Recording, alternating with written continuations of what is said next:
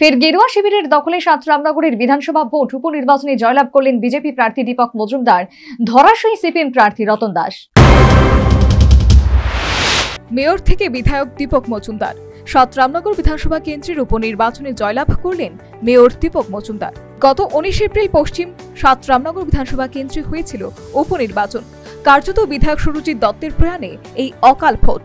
এবারের এই অকাল নির্বাচনে রেকর্ড সংখ্যক ভোটে জয়লাভ করলেন বিজেপি প্রার্থী তথা মেয়র দীপক মজুমদার। তিনি প্রতিদ্বন্দ্বী সিপিআইএম প্রার্থী রতন দাসকে 18,014টি রেকর্ড সংখ্যক ভোটে পরাজিত করলেন। এক্ষেত্রে দীপক মজুমদার পেয়েছেন 25,380টি ভোট এবং প্রতিদ্বন্দ্বী সিপিআইএম প্রার্থী রতন দাস পেয়েছেন 7,366টি ভোট। সাত রামনগর বিধানসভা কেন্দ্রে জয়ের ব্যাপারে এবার সুরজিৎ দত্তের রেকর্ড ভাঙলেন দীপক মজুমদার। উল্লেখ্য 2023 বিধানসভা নির্বাচনে সাত রামনগর কেন্দ্রে বিধায়ক সুরজিৎ দত্ত পেয়েছিলেন 17,455টি ভোট এবং বাম সমর্থিত নির্দল প্রার্থী পুরুষোত্তম রায় বর্মন পেয়েছিলেন 16,558টি ভোট। এর আগে 2018 বিধানসভা নির্বাচনে সুরজিৎ দত্ত পেয়েছিলেন 21,092টি ভোট এবং তৎকালীন সিপিআইএম প্রার্থী রতন দাস পেয়েছিলেন 16,237টি ভোট। এবার সাত রামনগর বিধানসভা কেন্দ্রের উপনির্বাচনে 18,014টি ভোটের ব্যবধানে জয়লাভ করলেন বিজেপি প্রার্থী দীপক মজুমদার। এক্ষেত্রে ওই কেন্দ্রের জয়ের ব্যাপারে সুরজিৎ দত্তকেও ছাপিয়ে গেলেন দীপক বাবু। তবে এদিন জয়ের পর বিধায়ক সুরজিৎ দত্তকে স্মরণ করতে ভুললেন না বিজয়ী বিজেপি প্রার্থী তথা মেয়র দীপক মজুমদার। যারা আমাকে ভোট দিয়েছেন তাদের প্রতি আমার কৃতজ্ঞতা জানাই, ধন্যবাদ জানাই।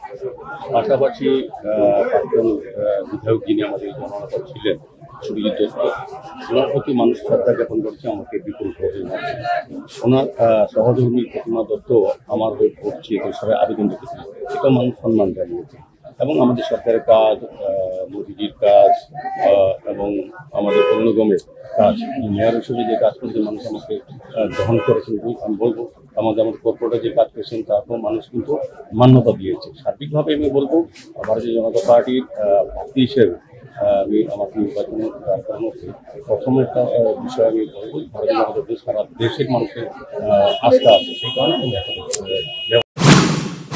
কার্যত উপনির্বাচনে সিপিআইএম রতন দাস প্রার্থী করায় শুরু থেকেই বিরোধীরা প্রার্থী নিয়ে সমালোচনার মধ্যে ছিল। ভোটাররা ইভিএমে প্রতিফলন ঘটালেন। প্রত্যাশিত মতো সাত রামনগর বিধানসভা কেন্দ্রে উপনির্বাচনে ধরাশায়ী সিপিআইএম প্রার্থী রতন দাস।